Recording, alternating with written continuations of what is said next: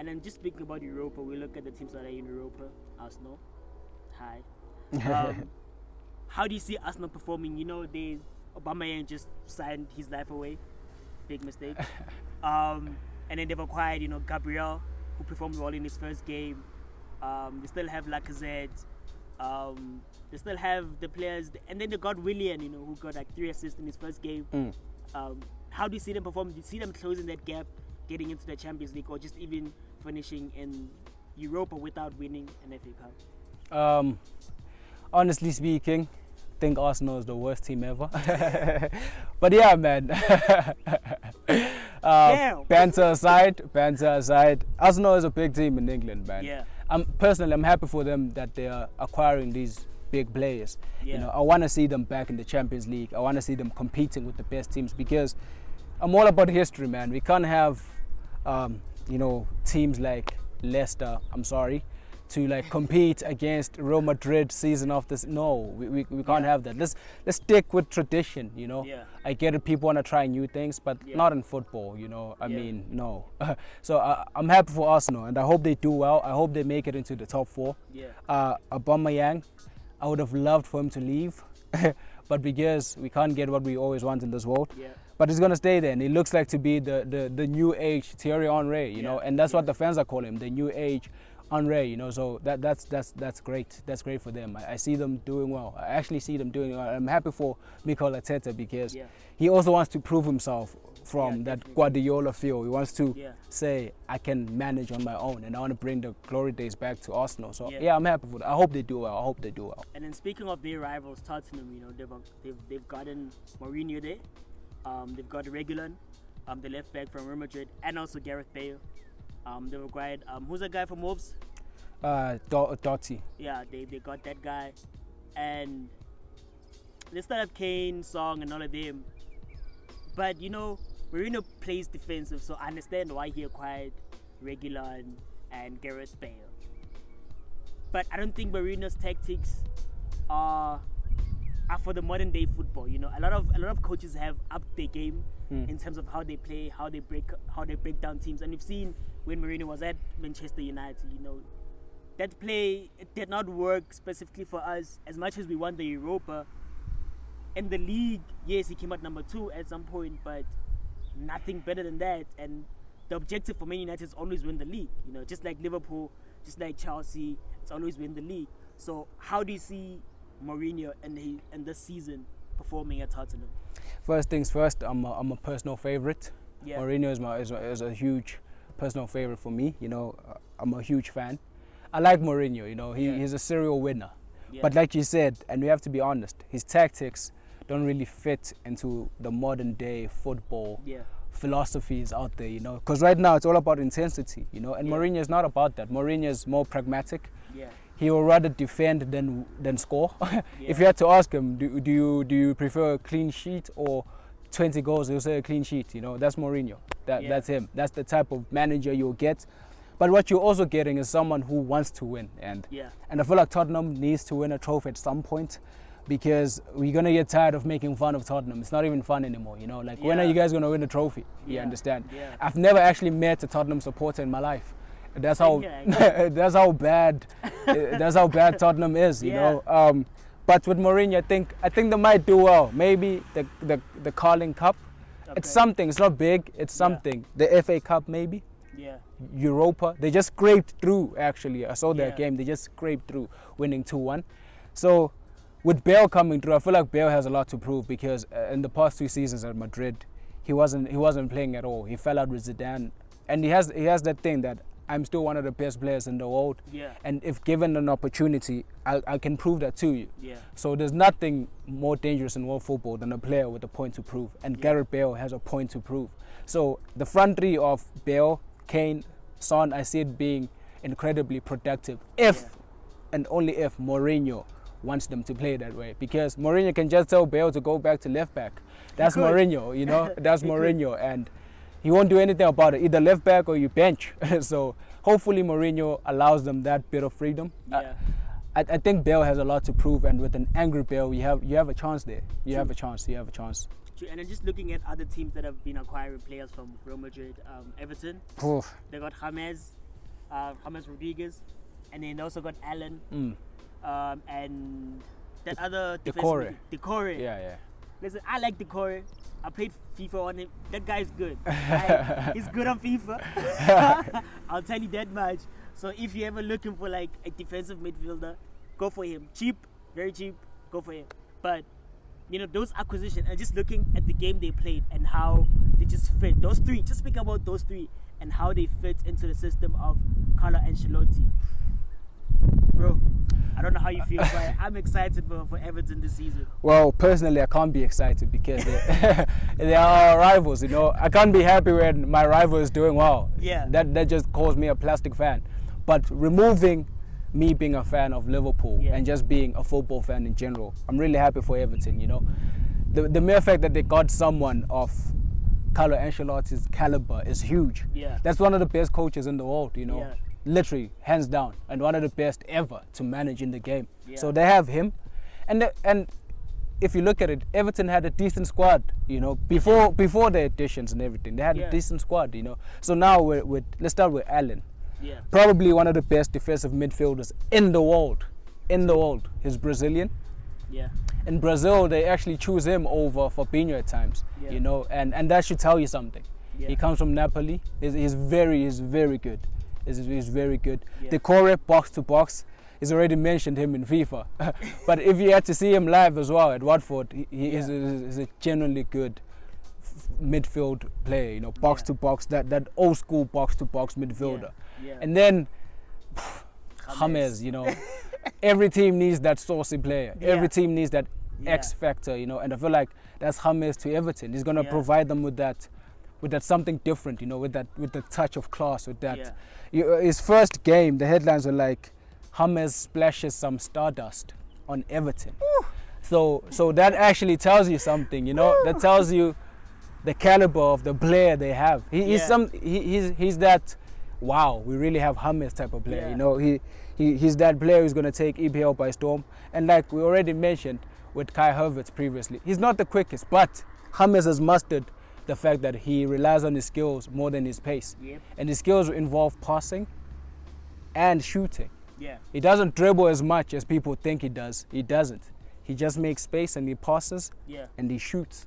And those are his two biggest, you know, weapons he uses, and he will use them this season. So I feel like James is that X factor. And rivalry aside, I want to see Everton do well, man. We've been beating them for 20 odd years now. It's getting boring, you know. I want the Merseyside derby to be unpredictable. Yeah. You know, I don't want us to go into a derby and say, obviously Liverpool are gonna win. Yeah. I want Liverpool to struggle a bit, you know. And I'm happy, you know. It's good for football. The competition is up now. Everyone wants to win. Yeah. I see Everton finishing the top 6. That's me. With Ancelotti there, top 6 definitely. Because I also see with Calvin Louis, you know, that's a typical number 9 striker. You know, whether it's headers, whether it's on the feet. That is traditional, like you said, traditional number 9. And he has someone who can support him brilliantly in Richarlison. Richarlison doesn't do much, but his movement alone allows Calvin Louis to get into those small spaces. Now having someone like James who can find those small spaces, you have Allen at the back who can hold for you to do all of that, you know. And then you have the trickery of Bernard. You still have Andre Gomez on the bench. Everton, listen, top 6 or nothing. If I knew any Everton fans, I would call them up and say congrats. But like Spurs, I've never met anyone who supports Everton. But probably. He probably supports both, actually. I think he supports both because he played for both, you know. Yeah. So Everton, I see them doing well. Top 6 or nothing, like you said. Top 6 or nothing. And then going to the team that's not doing much in the transfer market, Manchester United.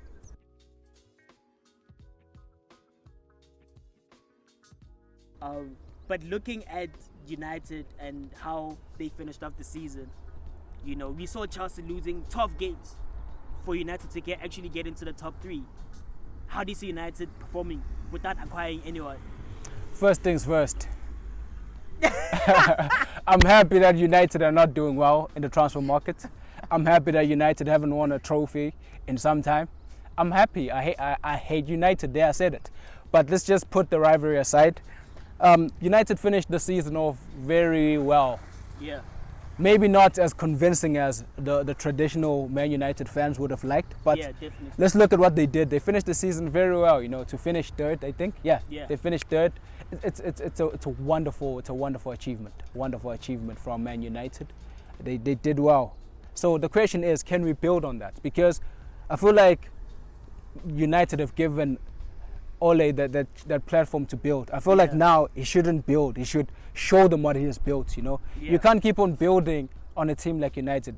True. Let's look, who are United? United are literally the biggest team in world football, you know. In every aspect of the word biggest, you know. So you can't have a big team always building. Exactly. You can't have a big team not doing big team things, you know. Like what's the point, you know? You just can't have United not winning. And I feel like this is the season where United has to win something. Otherwise, it's going to be a major flop of a season for them. And like you said, Sancho, I hope he comes to the EPL. I hope he does.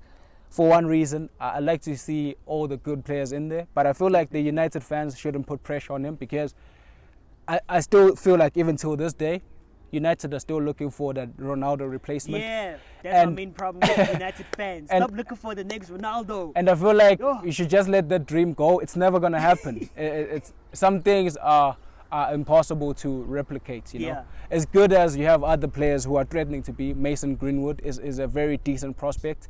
But he will never be another Ronaldo. He'll never be... You can't compare him to Van Persie. Even Van Persie, you can't even compare the two, you know. Because Van Persie was that good.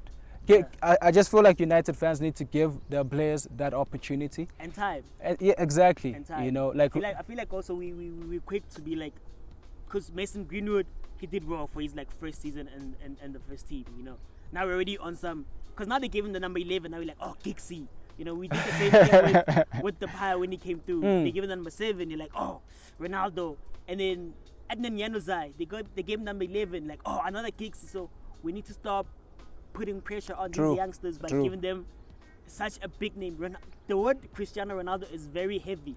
For anyone. Even Ronaldo himself. It's very heavy. You know, and you just look at the history of the number 7 at United. It's heavy. You understand? The Cantonas, the Beckhams. You know, the number 7 at United is the number 10 in Brazil. That's how heavy it is. Bro. That's how heavy it is. And that should tell you something. Yeah, so, you know, United fans, we need to relax when it comes to our players and giving them so much pressure. Let them play their game. Let Ole do what he has to do. It's pretty sad that we haven't done much in the transfer market. Ole has emphasized that he wants players who wants to come to United. There are a lot of players who want to come, but you know, we don't have a director of football, and that's not how football should work. You know, you need somebody who knows football, who can be like, so Ole wants A, B, and C. Let's get him A, B, and C, without thinking of, okay, what's plan number E now? We shouldn't be looking at plan E. You understand? So true. You know, our team, we have an understanding. So I see us doing well, but I don't see us closing the gap between Man City. Don't even get to Liverpool, just between Man City. That gap is already that big. And now, speaking of Man City, Aguero is still out. They lost Leroy Sané, but he didn't play last season anyway. So they still have Sterling. They have Gabriel Jesus. They have Kevin De Bruyne. So how do you see them, you know, closing that gap between themselves and Liverpool? Let's look at the manager they have, Pep Guardiola. Yeah. He was totally embarrassed last season. Yep. Totally. Because he came with this huge presence and caliber and stage name to say, I'm the best manager ever. And to trail Liverpool by that gap, that really hurts his pride. Because a lot of people were calling him Fraudiola, you know, because they're calling him a fraud, you know, like you can't fail and call yourself the greatest manager ever. You know, he's a very proud man, whether we like it or not. He's very proud, you know, so he's very embarrassed and he wants to prove a point. Like I said with Gareth Bale, he has a point to prove that, guys, I'm still the best manager in the world. And I feel like, honestly speaking, City are gonna start the season off well. And they're going to finish off the season very well, because now they have an angry Guardiola. They don't have a happy Guardiola. And an angry Guardiola gets results. So the league, for me, is between City and Liverpool. And I'm not just saying that because I'm a Liverpool supporter. I'm just being realistic. City might pip us to this one, you know, because Guardiola is angry. Yeah. Klopp is not angry, he's happy, you know. Very happy, very Klopp happy. doesn't really have a point to prove. Rather than Guardiola, he has a point to prove. He wants to prove, I am still the best, you know. Yeah. You cannot just defeat me by such a big margin. The biggest losing margin in his career. Yep. And believe it or not, Klopp is the only manager to have beat him more than any other manager in the world. So I can believe that. I can believe that. there's a rivalry there that is not often spoken about. Yeah. But Guardiola would want to restore his pride. And another thing, another player you mentioned, Kevin De Bruyne, Yeah. who is undoubtedly the best midfielder in the world currently. Definitely. So with the new additions to the EPL, Yeah. like Thiago, like James, you know, all those other great midfielders, he wants to still prove that, hey, you're coming to my city, you're coming to my league, Excuse the pun. and then I'm going to show you that I'm still the best, you know. Yeah. So I feel like even the players have a point to prove, because coming second is not nice. Yeah. It's like you're the first loser, you know, Yeah. and no one ever remembers second place. So Man City and the owners as well, even though they won the Champions League, even the owners were embarrassed. Like, Yeah. we didn't win anything of significance to call ourselves the biggest team in Manchester, Yeah. which is what they've been calling themselves in the past 5-6 years, I think. Yeah. So Guardiola is embarrassed, and he'll want to put the wrongs and want to put them right, you know, this season. So I feel like City are going to do well with the signing of Ferran Torres as well from Valencia. Yeah. He's a very good winger. I think he's going to be Sane's replacement. Yeah. But like you said, Sane wasn't playing last season, so who is he going to bench? But he's exciting. He's young. He's energetic. I feel like he's going to be an impact player, you know, not someone they're going to count on. Okay. So, yeah, I see City doing very well. They're going to challenge the league from start to finish. My thing with City now is, you know, their main striker, Aguero, you could say now he's injury proof. You know, and Gabriel Jesus, yes, he's a great striker, but he's not an Aguero. He's not a clinical number 9. You know, and I feel like City needs that kind of backup. You know, they need someone who can perform when Aguero gets injured. So that's why I'm asking, how are they going to close that gap with just somebody like Gabriel Jesus? Yes, they have Kevin De Bruyne, but you know, how many supplies does he have to give you for you to reach 30 goals, for example? No, you've made a valid point there. Yeah. I don't think anyone in world football can replace what Aguero gives to City. You know, he's something different. He's the X factor. You know, you can always rely on Aguero to get you goals. And now with age creeping up on you, the injuries take longer to heal. Unfortunately, that's just how life goes. That's just how your body works. The older you get, the more time you take to recover. You know, so who's to say he's not going to get injured again this season? He will. Probably. So you're right, they need a striker, but if you look at the market, who can they get? You know, who can City get? Yes, they can afford anyone, but not everyone is really interested in playing for City. Let's just be honest. Not everyone sees City as that go-to club, unless Guardiola is there. But how long will Guardiola be there? You understand? Because he needs the Champions League. You see? That's always been like the objective for Man City, to win the Champions League, and he hasn't won it. You know, so how long are the owners going to be like Guardiola? Patient with them, because Guardiola, they've spent close to £1 billion, you know, like £1 billion. Yeah, and most of it has been on defenders. And most of it has been spent by Guardiola himself. So no one is going to be happy with losing money, my friend. I'm just going to be honest with you. So even someone as big as Guardiola, the patience will run thin and it will run out, and they're going to have to look elsewhere because he has failed, unfortunately. So I feel like this season is make or break for him in terms of winning the Champions League. I feel like it's make or break for Guardiola, because you can't keep on giving us excuses. For how long? You know, for how long? But back to the striker, I feel like he's going to try and incorporate other players to join in and score, like Sterling, Bernardo Silva, get those guys scoring again, you know. So I think it's going to be more of a collective effort rather than putting all the pressure on Jesus. So yeah, I don't necessarily see any world-class striker joining Man City. The world-class striker we have today is Lewandowski, and there's no way Lewandowski is going to leave Bayern for City. No ways. So I don't see City attracting that world-class striker. I don't.